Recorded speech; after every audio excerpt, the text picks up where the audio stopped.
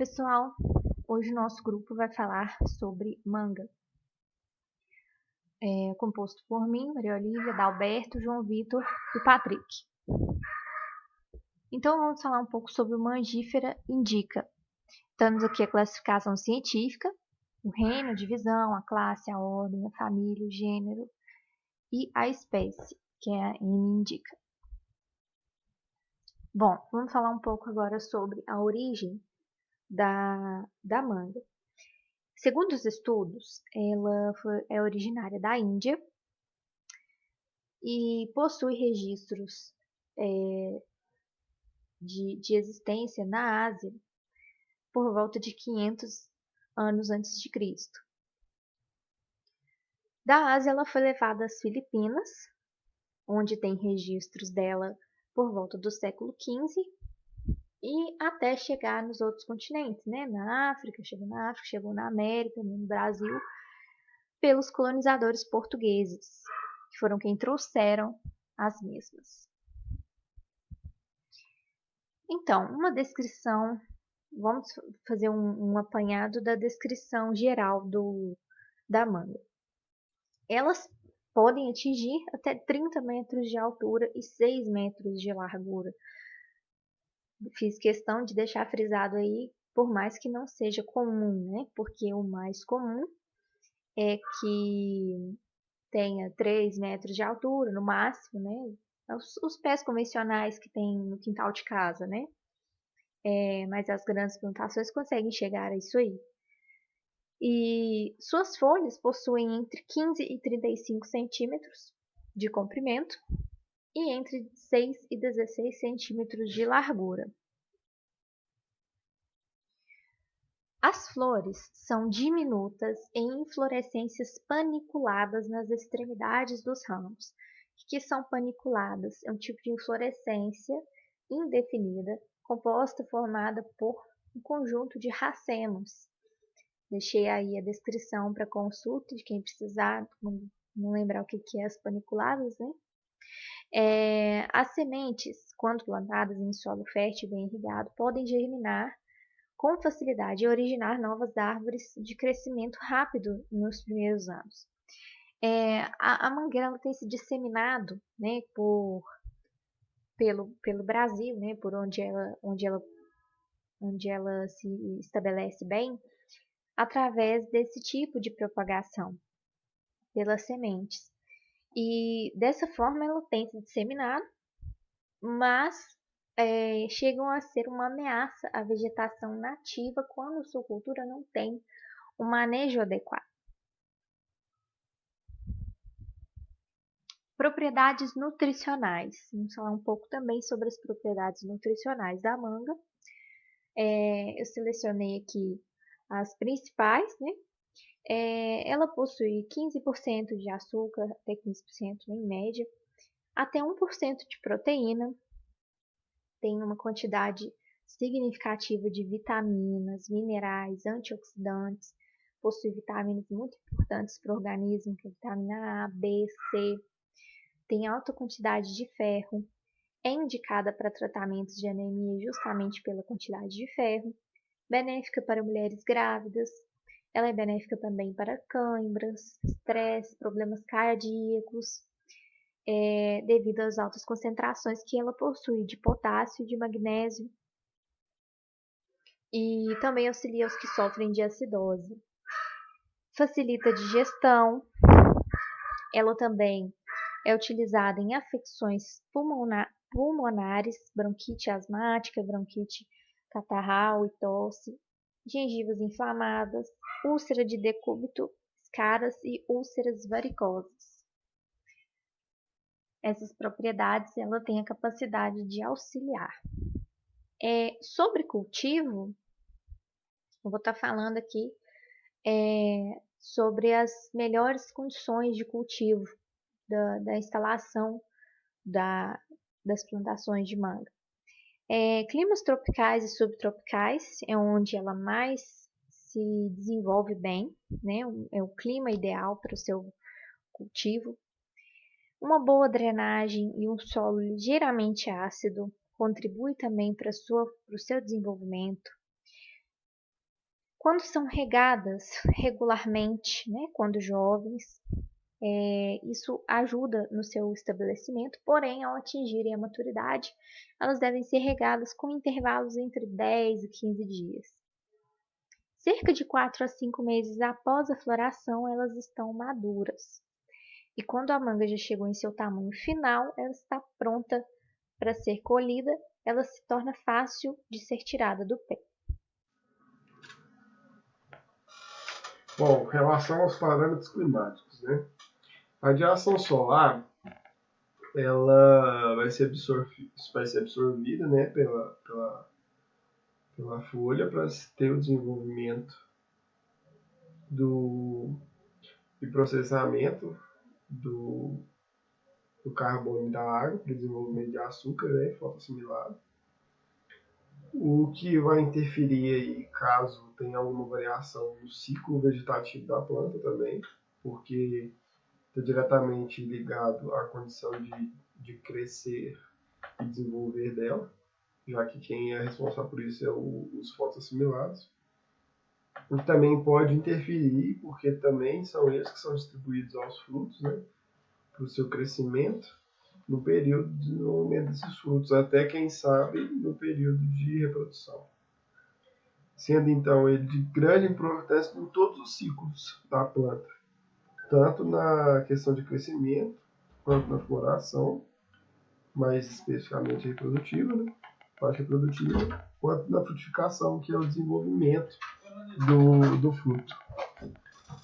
Daí se torna a importância de fazer um bom espaçamento, uma boa distribuição dessas plantas. Já em questão de faixa de temperatura, a gente trabalha com ideal, né? A gente não fala que é obrigatório, mas ideal está ali na casa de 24 a 30 graus Celsius. Lembrando que pode variar para cima ou para baixo. Possivelmente pode acontecer alguma interferência, grave ou não, depende de qual seja essa variação, mas lembrando que isso é uma tendência de ideal, não de limitante, né? Sendo que a partir dos 48 graus, essa limitação já se torna grande, já é difícil de manter uma produção saudável e rentável. E assim como valores abaixo de zero, muito provavelmente até um pouco acima, na faixa de 10 graus, e deve afetar de alguma forma. A umidade do ar.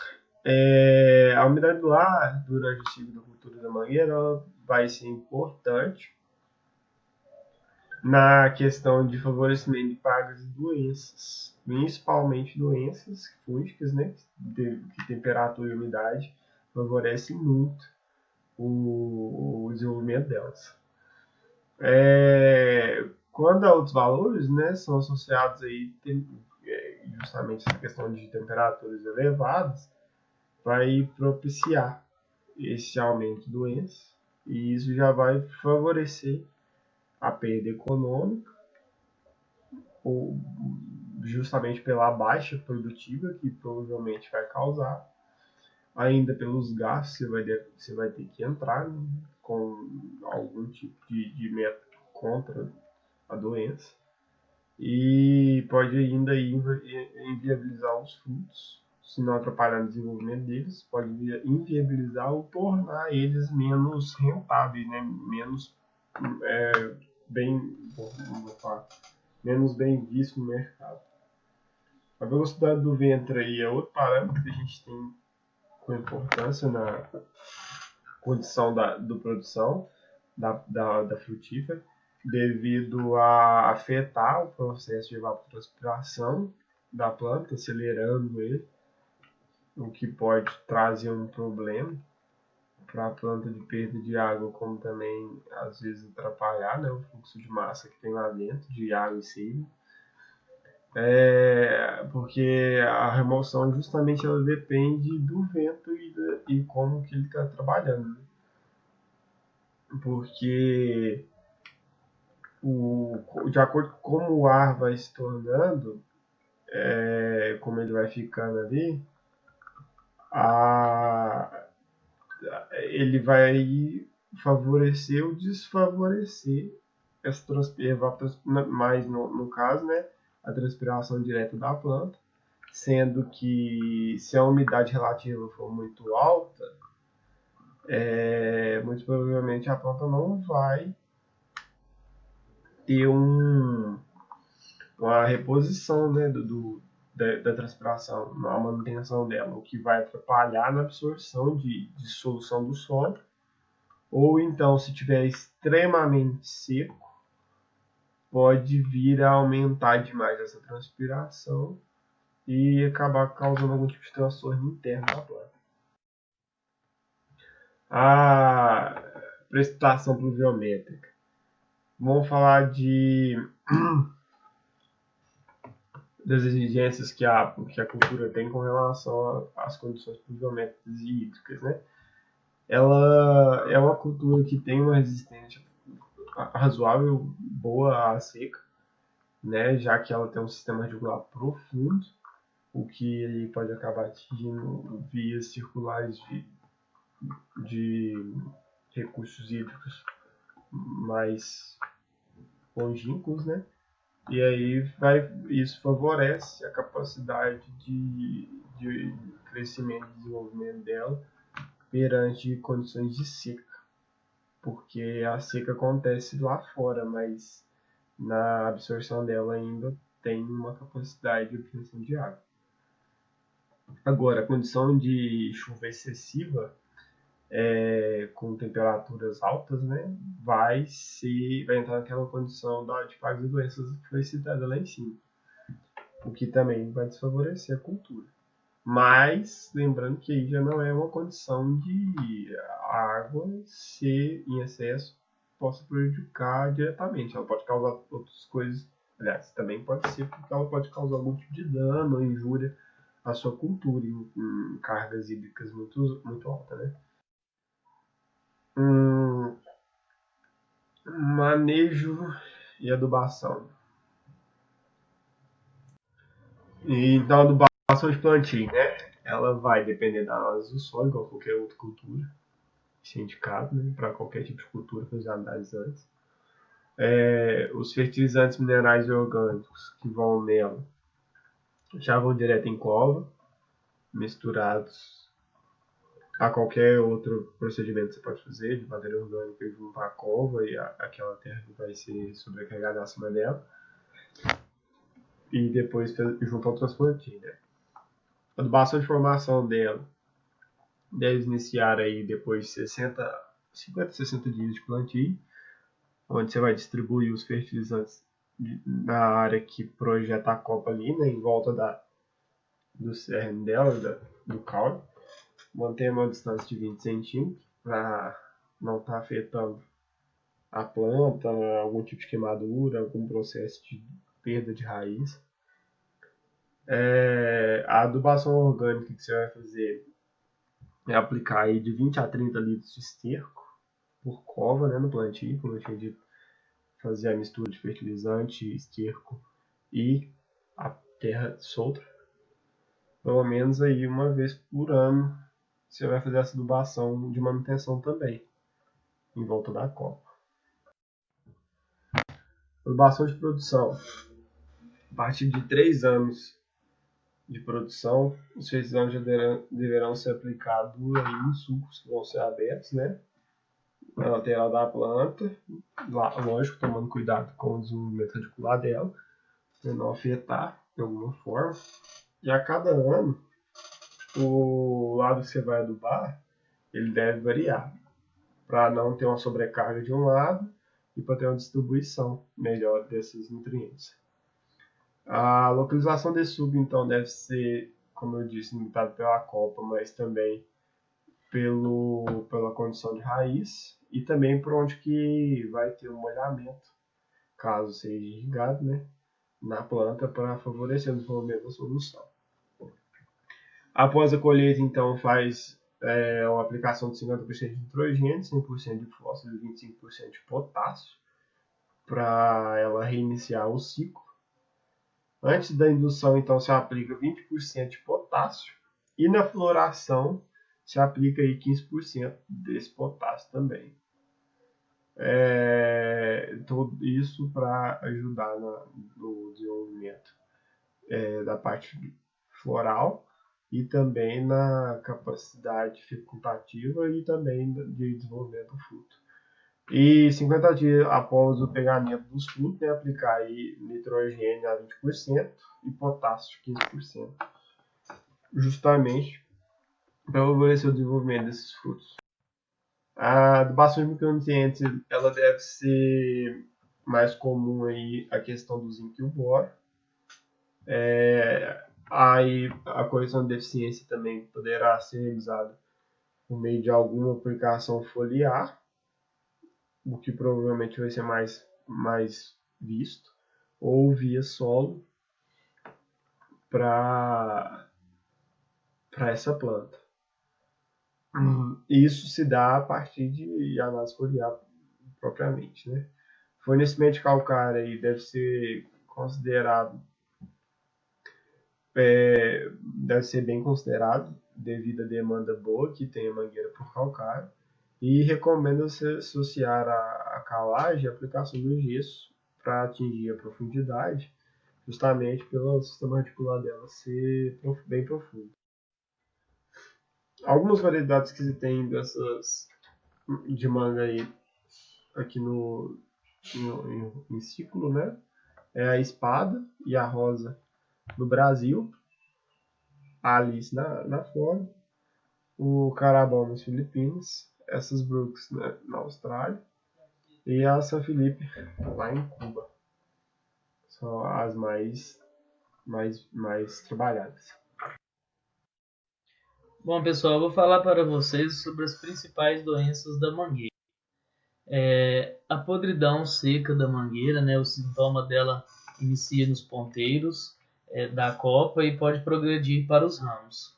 Ela atinge também as gemas vegetativas e reage com a produção de exudados gomosos de coloração clara e escura. Observa-se também a morte de ramos e folhas de coloração pálida e com pecíolo necrosado. As medidas preventivas é o tratamento periódico anual de troncos e bifurcações, eliminação de restos de cultura do pomar a cada poda. O oídio, né, que são estruturas do fungo, né, sobre a superfície vegetal, ela é visível a olho nu na forma de intenso crescimento pulverulento de cor branca e posteriormente ela se torna um aspecto ferruginoso. Os sintomas são facilmente observados nas folhas, né, nas inflorescências, nos ramos e nos frutos novos. A prevenção é a inspeção 2 a 3 vezes por semana em toda a área. A antracnose, que gera manchas, né, ou lesões escuras, um pouco deprimida por toda a sua superfície, desde o pedúnculo com aspecto úmido. As flores afetadas ela enegrecem e secam o pedúnculo, prejudicando a frutificação em toda a panícula. As folhas podem ser afetadas, ficando manchadas de marrom, de forma oval ou irregular, de tamanho variável. Também a prevenção é a inspeção 2 a 3 vezes por semana em toda a área no primeiro semestre do ano, quando o pomar está com flores. A mancha angular são lesões circulares, coloração verde escura, a partir das quais podem ocorrer rachaduras quando o fruto se desenvolve. Quando a parte atacada é o pedúnculo, o fruto mumifica e murcha. Nas folhas pode-se observar o aparecimento e pequenos pontos encharcados de coloração castanhas, rodeados por um halo de cor verde claro amarelo. E as pragas da mangueira, as principais pragas da mangueira.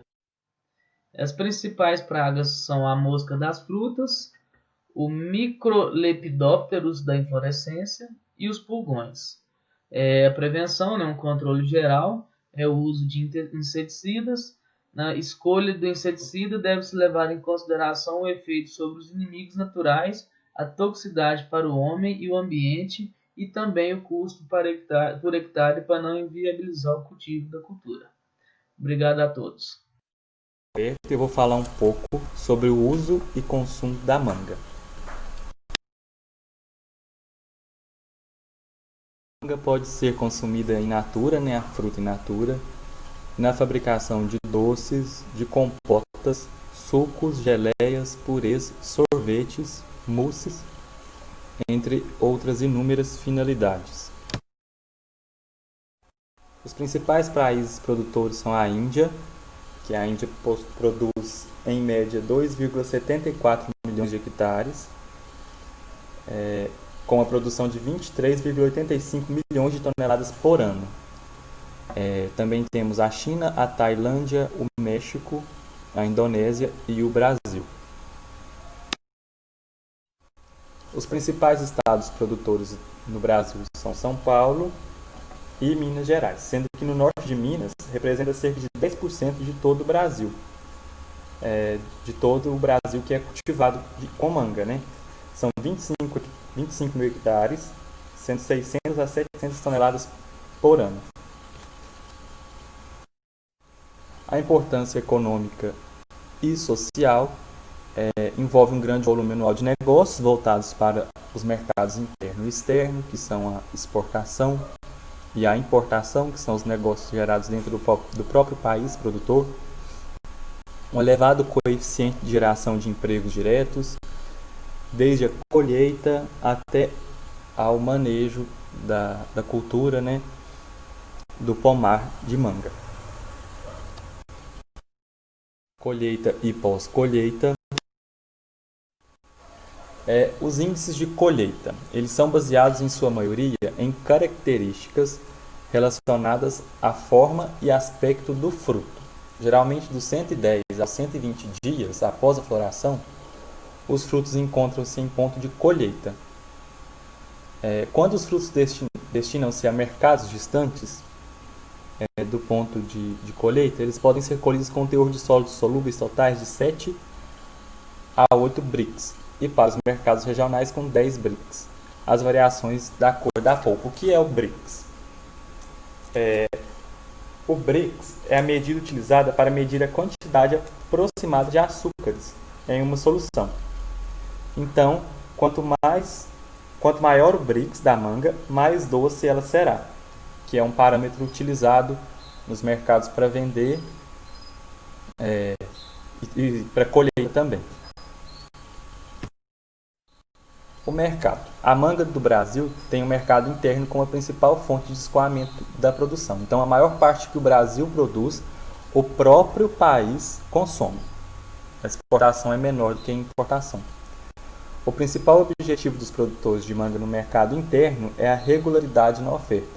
Para tanto, tem-se feito uso da indução floral, principalmente da diversificação das variedades plantadas entre precoces, de meia estação e tardias, ou seja, a oferta no ano ela não vai ser só em determinada época, ela pode ter uma demanda no início do ano, no meio e no final. Para isso, os produtores estão diversificando as variedades plantadas entre precoce, de meia estação e tardias, que é para cobrir a demanda do mercado, né? O mercado internacional de manga não é uniforme, devido às variações de preferências e exigências dos consumidores. Portanto, para obter o sucesso na produção e exportação é preciso conhecer o mercado antecipadamente para delinear as estratégias que considerem essas variações, ou seja, é necessário ter um planejamento, conhecer o público-alvo, que no caso você vai exportar, conhecer as preferências dos consumidores para que se tenha sucesso e que não se tenha prejuízo, né? Que possa ter lucro e sucesso na exportação. Por isso que é sempre necessário ter um planejamento desde da plantação, da semeadura, do pomar, até a colheita e a logística de transporte. No mais é isso, eu quero agradecer, obrigado pela atenção e até uma próxima oportunidade.